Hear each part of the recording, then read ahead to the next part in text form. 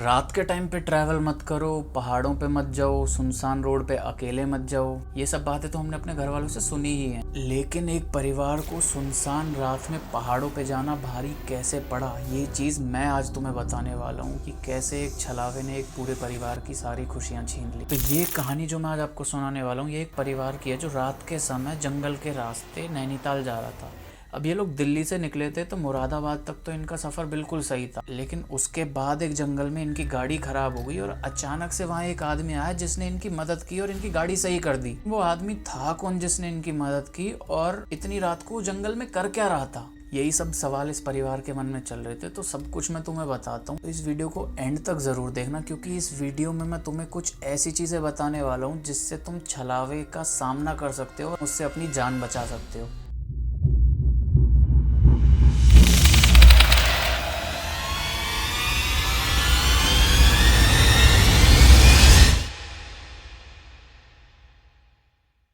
तो ये कहानी एक लड़के की है जिसका नाम देव होता है और वो अपने बड़े भाई दानिश और अपने परिवार के साथ नैनीताल घूमने के लिए जा रहा होता है। अब वैसे इसके परिवार में 5 लोग होते हैं, ये इसका बड़ा भाई, मम्मी पापा और इसके दादाजी। दादी की अभी इनकी कुछ साल पहले मृत्यु होती है। तो ये 5 लोग ही एक साथ रहते हैं, लेकिन नैनीताल सिर्फ ये 4 लोग जा रहे होते हैं क्योंकि इसके दादाजी की थोड़ी सी तबीयत खराब होती है, तो वो घर पे ही होते हैं। पर देव घर में सबसे छोटा होता है, इसलिए वो अपने दादाजी से बहुत ज्यादा ही अटैच होता है। उसका मन था कि उसके दादाजी भी उनके साथ चले, लेकिन उनकी तबीयत खराब थी, इस वजह से वो जा नहीं पाए। तो अब ये चारों बड़े प्यार से मजे लेते हुए, गाने गाते हुए, एंजॉय करते हुए अपना नैनीताल के लिए रात को निकलते हैं कि ट्रैफिक से भी बचेंगे और जल्दी पहुंच जाएंगे। लेकिन इन्हें बिल्कुल अंदाजा नहीं था कि ये ट्रैफिक से बचने के चक्कर में एक छलावे के वश में आने वाले हैं। तो हुआ ये कि रात का समय था और देव और दानिश, जो कि 8th और 10th क्लास में होते हैं, तो मतलब बच्चे ही होते हैं, तो वो लोग गाड़ी में पीछे बैठे होते हैं और उसके मम्मी पापा आगे बैठे होते हैं। अब पेशे से उसके पापा एक बिजनेसमैन होते हैं, लेकिन उन्हें गाड़ी चलाने का बहुत शौक होता है। वैसे जब वो ट्रिप वगैरह पे जाते हैं तो उसके पापा खुद ही ड्राइव करके ले जाते हैं, किसी ड्राइवर को साथ में नहीं लेकर जाते। अब रात के 10:30 बज रहे थे और इन लोगों को भूख भी लग रही थी, तो एक ढाबे पे रुके, आराम से खाना वाना खाया और वहां से आगे चल दिए। अब करीब 1 घंटा और आगे चलने के बाद एक सुनसान और एक घने जंगल का रास्ता शुरू हो गया और इनके फोन के नेटवर्क भी चले गए। ये लोग आगे जंगल में जा रहे ही होते हैं, लेकिन तभी देव अचानक से चिल्ला के अपने पापा को गाड़ी रोकने के लिए बोलता है। उसके पापा पूछते हैं कि बेटा क्या हो गया, अचानक से क्यों गाड़ी रोकने के लिए बोल दी?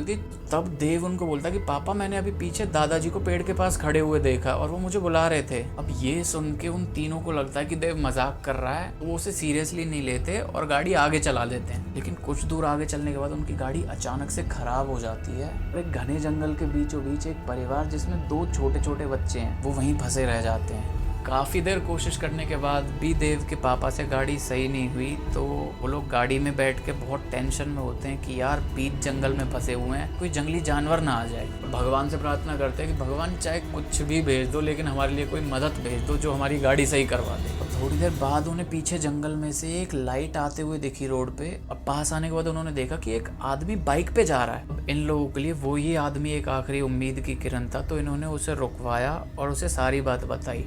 किस्मत कहो या क्या, उस आदमी ने बोला कि भाई साहब, बहुत अच्छी बात है कि मैं इस रास्ते से जा रहा था, क्योंकि मैं पेशे से एक मैकेनिक ही हूँ और मैं आपकी गाड़ी ठीक कर दूंगा। तो उन्हें भी लगा कि चलो भगवान ने हमारी सुन ली और उसके पापा उस मैकेनिक के साथ गाड़ी सही करने लगे। लेकिन तभी दानिश की नजर पीछे जाती है और वो देखता है कि देव एक पेड़ की साइड बहुत ध्यान से देखे जा रहा है। दानिश उसे बुलाने की कोशिश करता है, लेकिन देव उसकी आवाज सुन ही नहीं रहा था। देव उस पेड़ को ऐसे देख रहा था जैसे वो उस पेड़ के वश में हो और उस पेड़ की ओर आगे बढ़ने लगा। लेकिन तभी उसके पापा ने उसे पीछे से झटके से खींचा और बोला कि बेटा कहाँ जा रहा है, मुझे क्या दिख गया ऐसा उस पेड़ के पास जो उधर खींचा चला जा रहा है? देव ने अपने पापा को बताया कि पापा, वहाँ पेड़ के आगे दादाजी खड़े हुए हैं और वो मुझे बुला रहे हैं। ये चीज सुन के सब हैरान रह गए और उस पेड़ की साइड देखा तो उन्हें वहाँ कोई नहीं दिखा। लेकिन तभी पीछे से मैकेनिक की आवाज आई कि वहाँ कोई नहीं है, देव ने जरूर कोई छलावा देखा होगा और यहाँ अक्सर ऐसा होता रहता है। और इतने में मैकेनिक ने गाड़ी ठीक कर दी थी, तो उसने उनसे कहा कि आप लोग जितनी जल्दी हो सके इस जंगल को पार कर लीजिए, क्योंकि यहाँ पे रात के टाइम पे छलावा घूमता है, किसी का भी रूप ले सकता है, तो आप लोगों का ज्यादा देर यहाँ रुकना सेफ नहीं है। उसके पापा ने उस मैकेनिक को पैसे वैसे दिए और वहाँ से आगे जाने के लिए जैसे ही गाड़ी में बैठे तभी उस मैकेनिक के पीछे से आवाज़ आती, भाई साहब अगर आप इस रास्ते से जाओगे तो आपको अभी और 1 घंटा लग जाएगा जंगल पार करने में, मैं आपको एक शॉर्टकट बताता हूँ, आप उससे जाओ तो आप 20 मिनट में हाईवे तक पहुँच जाओगे।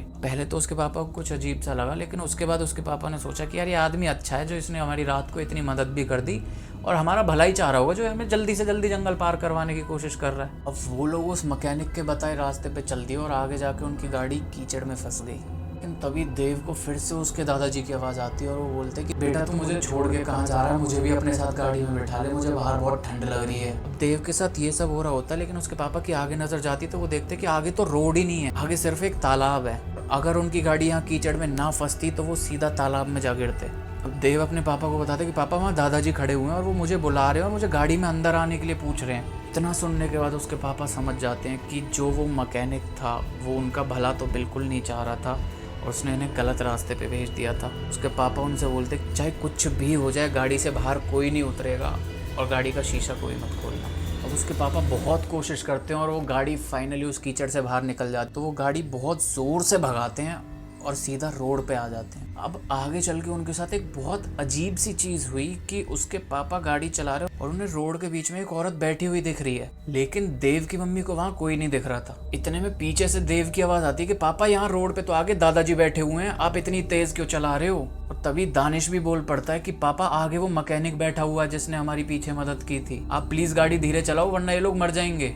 वो चारों बहुत ज़्यादा घबरा गए थे, लेकिन देव के पापा ने वहाँ समझदारी दिखाई और गाड़ी नहीं रोकी और सीधे आगे भगाते हुए चले गए। अब उन्हें ऐसा महसूस ही नहीं हुआ कि आगे गाड़ी से जाके कोई ठुका है, तो वो समझ गए कि ये पक्का कोई ना कोई बुरी शक्ति या कोई छलावा था जो इनको बहका रहा था और जो इन्हें सामने दिख रहा था, लेकिन असल में वहाँ कोई था ही नहीं। उन्होंने जैसे तैसे भगवान का नाम लेते हुए वो जंगल पार किया और आगे 20 किलोमीटर बाद उन्हें एक होटल दिखा जो कि हाईवे पे था, तो उन्होंने रात को वहीं रुकने का डिसाइड किया और आगे का रास्ता सुबह तय करने की सोची। होटल वाले को सारी कहानी बताने पे उसने उन्हें बताया कि भाई साहब आप इस जंगल से आए हो ना, उस जंगल में रात को जो भी गया वो वापस कभी बाहर आ ही नहीं पाया, क्योंकि वहाँ रात को 12 बजे के बाद एक छलावा होता है जो किसी भी आदमी का रूप ले सकता है और आपको कैसे न कैसे करके वो पानी के पास लेकर जाता है, क्योंकि पानी में छलावे की शक्तियाँ और ज्यादा बढ़ जाती हैं और वो तुम्हारी जान ले सकता है। इतना सुनते उसके पापा को समझ आया कि जंगल में घुसने से लेकर बाहर निकलने तक जितनी भी चीजें उनके साथ हुई, चाहे वो गाड़ी खराब होना हो या मैकेनिक मिलना हो या देव को उसके दादाजी का दिखना हो, वो सब उसी छलावे का किया हुआ था। और वो मैकेनिक भी और कोई नहीं, वो छलावा ही था जिसने उनसे बात करी और इनकी गाड़ी भी ठीक करी। वो लोग बहुत ज्यादा थक चुके थे, तो रात को उन्हें नींद तो आ गई और वो सुबह नैनीताल के लिए निकल गए और वापस कभी भी उस रास्ते से नहीं आए।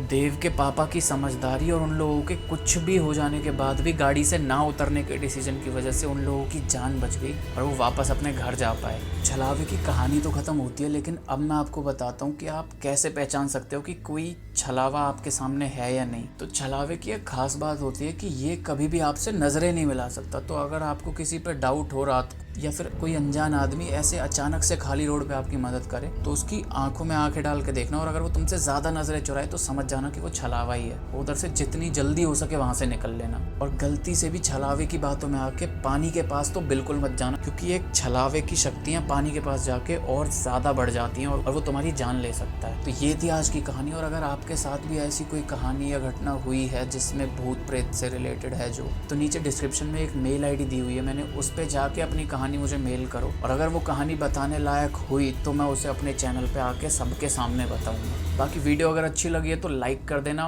और तुम कहाँ से ये वीडियो और किस टाइम पे देख रहे हो मुझे कमेंट करके बताना, और साथ साथ ऐसी हॉरर कहानियों के लिए चैनल सब्सक्राइब जरूर कर लेना। तो मिलते हैं अगले हफ्ते एक और नई कहानी के साथ, तब तक के लिए गुड नाइट, टाटा बाय बाय, राम राम जी।